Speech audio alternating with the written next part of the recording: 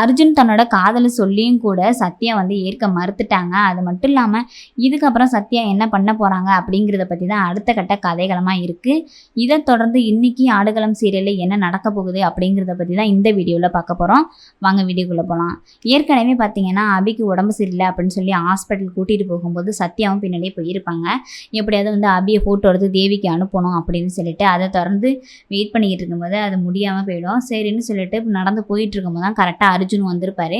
வந்தோடனே கேட்பாரு, எங்கே காலையிலே போனீங்க அப்படின்னு சொல்லி கேட்கும்போது எங்கேயும் இல்லை அப்படின்னு சொல்லிடுவாரு. அர்ஜுன் என்ன சொல்லுவார் அப்படின்னா, நீங்கள் வந்து ஏதோ ஈவெண்ட்டுக்காக தான் போயிருக்கீங்க அப்படின்னு தான் நான் நினச்சேன், வேற ஒன்றும் இல்லை, நீ பயப்படாத, உனக்கு என்னமோ பிரச்சனை இருக்குது, என்னன்னு சொல்லு, நான் ஹெல்ப் பண்ணுறேன் அப்படின்னு கேட்டிருப்பாரு.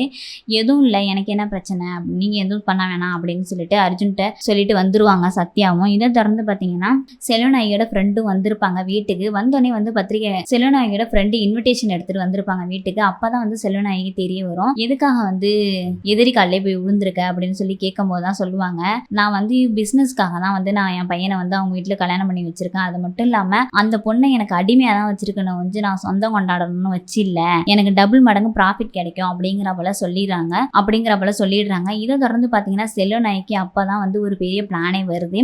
இதே போலயே வந்து நம்ம வந்து நலனோட பொண்ணான சத்யா வந்து நம்ம அர்ஜுனுக்கு கல்யாணம் பண்ணி வச்சிடணும் அப்படிங்கிற ஒரு மாஸ்டர் பிளானிங் போட்டுடுறாங்க. அதுபடி வந்து ஃபிட் பண்ணிடுறாங்க. கண்டிப்பாக வந்து சத்யா தான் வந்து அர்ஜுனுக்கு கழுத்த பொண்ணாக இருக்கணும், அது மட்டும் இல்லாமல் அவளோட திமுறையை நான் அடக்கி காட்டுறேன் அப்படிங்கிற போல சவால் விடுறாங்க. இதை தொடர்ந்து பார்த்தீங்கன்னா அடுத்த கட்ட கதைகளமாக செல்வநாயகி வந்து சத்யாவை பொண்ணுக்கிட்ட நலன்கிட்ட போகிறா போல தான் இருக்கும். அது மட்டும் இல்லாமல் கண்டிப்பாக செல்வநாயகி அர்ஜுனுக்கும் சத்யாவுக்கும் கல்யாணம் பண்ணி வைப்பாங்க அப்படிங்கிற போல தான் எதிர்பார்க்கப்படுது. இதுக்கு இடையில பார்த்தீங்கன்னா அர்ஜுன் வந்து தன்னோட காதலை சொல்லிடுறாரு சத்யாட்ட. கையை பிடிச்சி சொல்லவும் வந்து சத்யா என்ன சொல்கிறாங்க அப்படின்னா, இல்லை இதெல்லாம் செட் ஆகாது, நீ இதுக்காக தான் என்கிட்ட பேசுனே அப்படிங்கிற போல கண்டிப்பாக அர்ஜுன் அவாய்ட் பண்ணுவாங்க.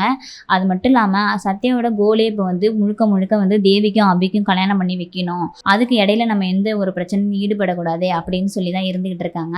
இதை தொடர்ந்து கண்டிப்பாக வந்து அர்ஜுனோட காதலை வந்து கொஞ்சம் கூட ஏற்றுக்கல. அது மட்டும் இல்லாமல் இதுக்கப்புறம் வந்து அர்ஜுன்கிட்ட பேசவும் மாட்டாங்க அப்படிங்கிற போல தான் ஸ்டோரி போக போகுது. இருந்தாலும் கூட அர்ஜுன் சத்யாவுக்காக எல்லாமே பண்ணுவார். அது மட்டும் இல்லாமல் அர்ஜுன் திரும்பவும் சத்யாட்ட பேச ட்ரை பண்ணுற போல தான் அடுத்த கட்ட கதைகளமாக இருக்கும். வெயிட் பண்ணி தான் பார்க்கணும் எந்த மாதிரியான ட்விஸ்ட்டை வச்சுருக்காங்க அப்படின்னு சொல்லிட்டு. இதை தொடர்ந்து தான் வந்து கண்டிப்பாக வந்து செல்வநாயகி மூலியமாக தான் அர்ஜுனுக்கும் சத்யாவுக்கும் கல்யாணம் நடக்கும். அந்த நேரத்தில் தான் வந்து சத்யாவோட உண்மையான சுயரூபம் என்ன அப்படிங்கிறது தெரிய வரும் செல்வநாயகி அப்படிங்கிற போல தான் கதைகளும் இருக்குது. இதை தொடர்ந்து சத்யா போய் சொன்னது தெரிய வந்ததுன்னா செல்வநாயகியோட முடிவு என்னவா இருக்கும் அப்படிங்கிறது அடுத்த கட்ட ஒரு ட்விஸ்டாகவே இருந்துகிட்டு இருக்கு அப்படின்னு தான் சொல்லணும். வெயிட் பண்ணி தான் பார்க்கணும் கதைகளம் எப்படி மாறுது அப்படின்னு சொல்லிட்டு. இந்த பற்றின கருத்துக்களை உங்கள் கமெண்ட் பாக்ஸில் சொல்லிடுங்க. அது மட்டும் இல்லாமல் இது போல சீரியல் ரிவ்யூஸுக்கு நம்ம பெரிய திரை சேனலை மறக்காமல் லைக் அண்ட் ஷேர் பண்ணுங்கள், சப்ஸ்கிரைபும் பண்ணிடுங்க.